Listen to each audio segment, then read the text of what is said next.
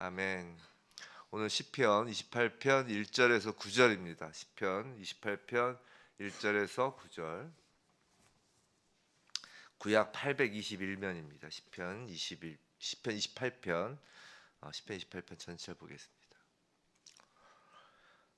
함께 읽도록 하겠습니다. 다윗의 시. 여호와여, 내가 주께 부르짖으오니 나의 반석이여 내게 귀를 막지 마소서. 주께서 내게 잠잠하시면 내가 무덤에 내려가는 자와 같을까 하나이다. 내가 주의 지성소를 향하여 나의 손을 들고 주께 부르짖을 때 나의 간구하는 소리를 들으소서. 악인과 악을 행하는 자들과 함께 나를 끌어내지 마옵소서.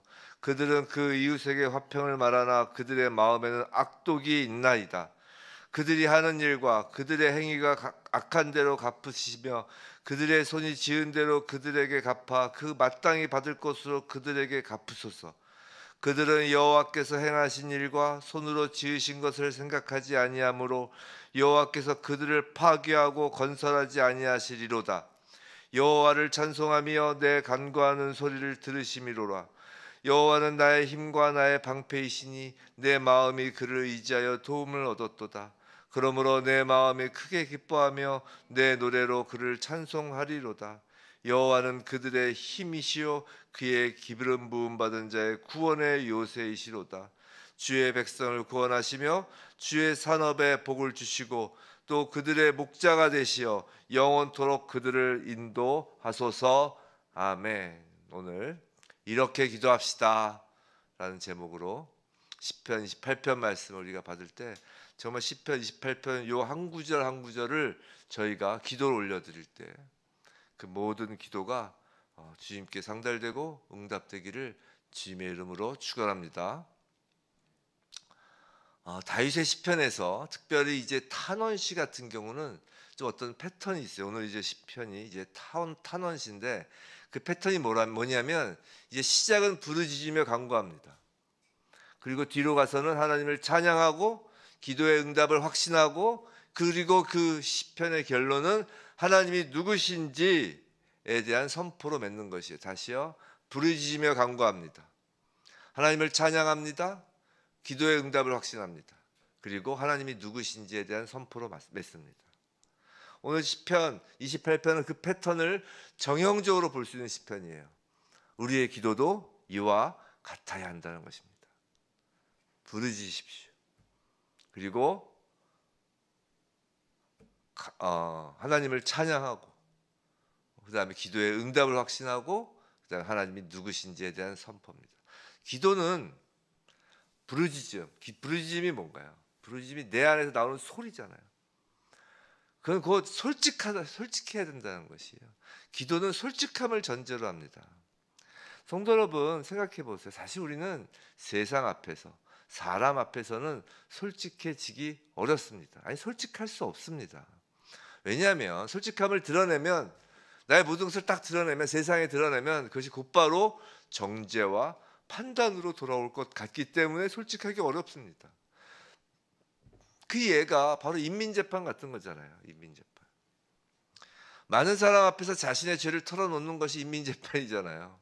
근데 그 결과가 뭐예요? 인민재판의 결과가 용서인가요? 그렇게 앞에 나와서 제가 이런 잘못을 저질렀어요. 인민재판은 사람들이 와 용서합니다 이러나 아니잖아요.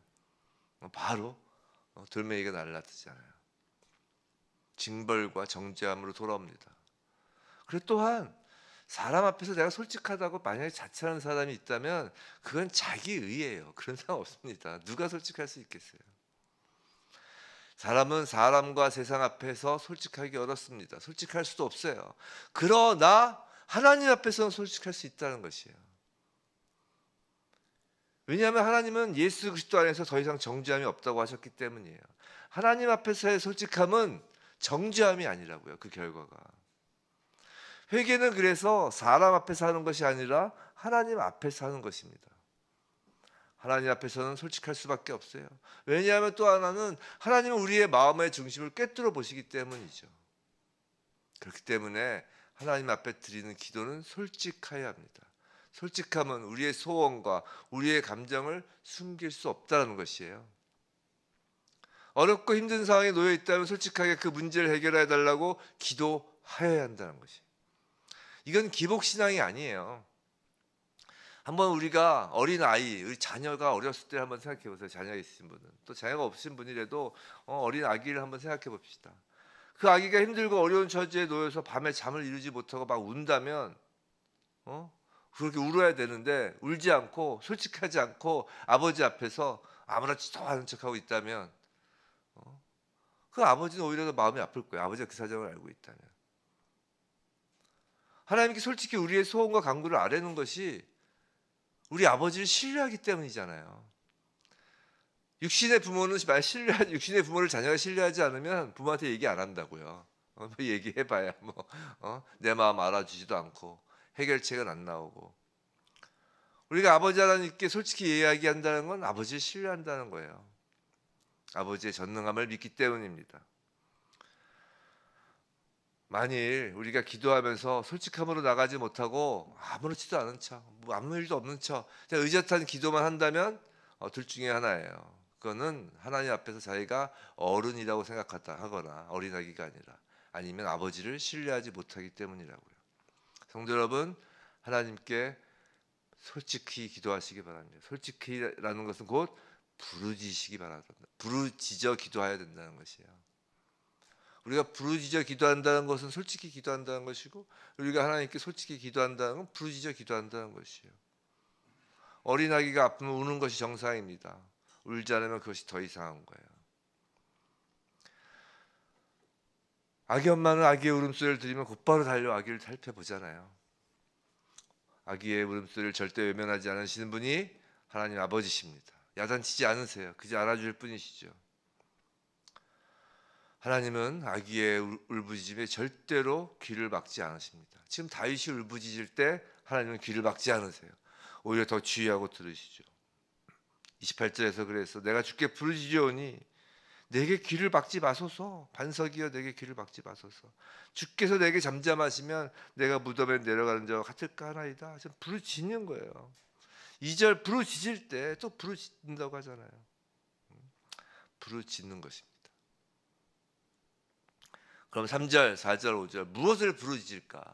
결국 우리가 이 땅에서 부르짖는 건 우리를 힘들게 하는 원수들을 울며 고발하는 것입니다. 하나님의 자녀를 힘들게 하는 것은 다 원수들이에요.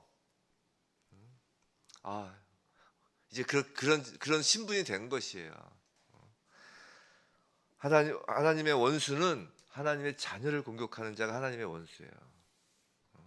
적그리스도는 하나님을 대적하는, 그리스도를 대적하는 자인데, 그 그리스도를 대적한다는 게 뭐예요? 지금 예수 그리스도께서 하늘 보좌 우편에 계시는데 그리스도를 그러면 이 땅에서 어떻게 대적할까요? 교회를 대적하는 거예요. 교회를 대적하는 게 뭐예요? 하나님의 자녀를 대적하는 거라고요. 그게 적그리스도예요. 적그리스도 막 엄청나게 그런 것 같지만 우린 적그리스도가 누군지 그냥 아는 거예요. 교회를 대적하면 적그리스도인 거예요. 여러 적그리스도의 모양을 띈 그 적그리스도, 예표된 적그리스도도 있었잖아요. 이제 마지막 때 올 그 적그리스도가 예표되는 적그리스도도 있었잖아요. 지금도 그 적그리스도는 계속해서 우리의 원수로 남아 있죠. 그들을 울며 고발해야 한다는 것이에요. 그들의 악행과 거짓을 낱낱이 하나님께 아뢰기 바랍니다.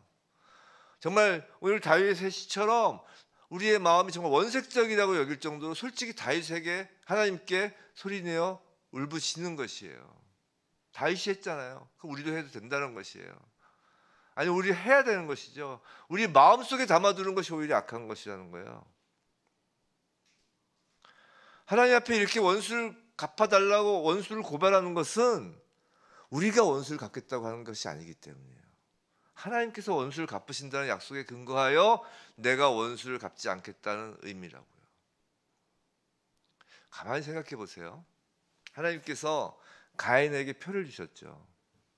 이제 가인과 아벨은 그 인류가 이제 그 성경이 시작하면서 아담과 하와 이래로 인류가 어떻게 여인의 후손과 뱀의 후손으로 나뉘는지 이렇게 보여주시는 장면이에요. 우리 가스펠 할 때 말씀을 드렸는데, 근데 가인이 이제 아벨을 죽이고, 오늘 그 부분만 말씀을 드리면 가인에게 표를 주시잖아요. 가만히 생각해 보세요. 이 표를 주신다는 건 그 표를 누가 보라는 거예요? 가인이 보라는 거예요? 가인 상대방에 있는 사람이 보라는 거예요? 가인 상대방에 있는 사람이 보라는 거 아니에요? 그 가인의 표가 뭐예요? 이 가인을 7배 벌 줄 거야. 이 가인을 해치면 그거잖아요. 그 표를 누가 보라는 거예요? 가인 반대편에 있는 사람을, 이 가인을 보고 그걸 보라는 거예요. 분명히 가인은 하나님의 자녀에 대한 원수의 길을 가요, 이제. 그죠?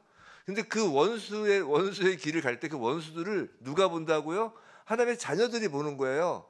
하나님의 자녀들이 보니까 가인의 표가 있네? 7배네? 그런 거 아니에요. 가인에게 원수를 갚지 말라는 거예요, 하나님의 자녀들에게. 하나님의 자녀들에게 하나님께서 너희들의 원수를 너희들이 갚지 말라는 거예요. 7배를 벌할 거라는 그 가인의 표는 가인을 물론 보호하는 표이기도 하지만 궁극적으로 그 가인의 표를 보는 하나님의 자녀들을 보호하는 거라고요. 원수를 너희들이 갚으면 7배로 돌아온다는 것은 너 그러지 말라는 거예요. 왜? 내가 갚아줄 거기 때문에. 원수는 그렇게 해서 복수가 복수를 낳는 복수의 사슬을 끊어버리는 거라고요. 가인의 후손과 아벨, 그 셋의 후손들 사이에 돌고 돌 수 있는 그 복수의 칼날을 하나님이 끊어버리시는 거라고요. 어느 편에서 끊게 한다고요? 가인의 편을 바라보는 쪽에서 그 복수를 하지 않게 끊어버리시는 것으로 하나님의 자녀를 보호하는 거라고요. 어렵지 않죠? 왜 이 말씀을 드리냐면, 저는 뭐 강대상에서 정치 얘기는 안 하잖아요. 근데 가만히 이렇게 기도를 하는데 그 생각이 드는 거예요. 물론 정치인들이 하는 그 정치라는 게 당파 싸움과 막 서로 막 물고 뜯고 하는 건데, 왜 이렇게 계속 뭔가 나라가 시끌시끌 계속 이렇게 막 할까 했더니, 이 복수의 칼날이 돌고 있다는 느낌 안 드세요? 복수의 칼날이 돌고 있다는 느낌? 이 정치하는 쪽에서 복수의 칼날이 돌고 있다는 느낌이 들지 않으세요? 계속 그 칼날이 저렇게 서로 완전히 정말, 그러니까 이게 어느 때서부턴가, 그게 어느 때서부턴가 생각했을 때, 이게 하면 뭐 물론 기본적으로 정치가 그런 거라고 하지만 그 칼이 너무 세게 돌고 있다는 느낌 들지 않으세요? 복수의 칼날이 계속 그 칼날이 멈추길 원한다라는 게 드는데, 그 칼날을 멈출 수 있는 쪽은 어디라고요? 하나님의 자녀 쪽이에요. 어디가 하나님의 자녀 쪽인지 모르겠는데 여하튼 그렇습니다. 결국은 우리 하나님의 자녀들이 할 일은 하나님께 기도하는 거라는 거예요. 그 복수의 칼을 같이 두는 게 아니라. 제가 드리고 싶은 말은 정말 있잖아요. 3절, 4절, 5절 그렇게 기도하는 것입니다, 하나님 앞에. 그럼 그 간절한 기도의 끝은 무엇일까? 바로 이제 6절, 7절, 8절이에요. 6절, 7절, 8절. 하나님께서 우리의 기도를 듣고 계셨다는 확신이죠. 그와 함께 하나님 아버지가 정말 엄마가 달려 아기를 안아주는 것처럼 안아주시는 것을 느끼게 되는 것이에요. 사랑하는 성도 여러분, 우리가 자유대한민국을 위하여 기도할 때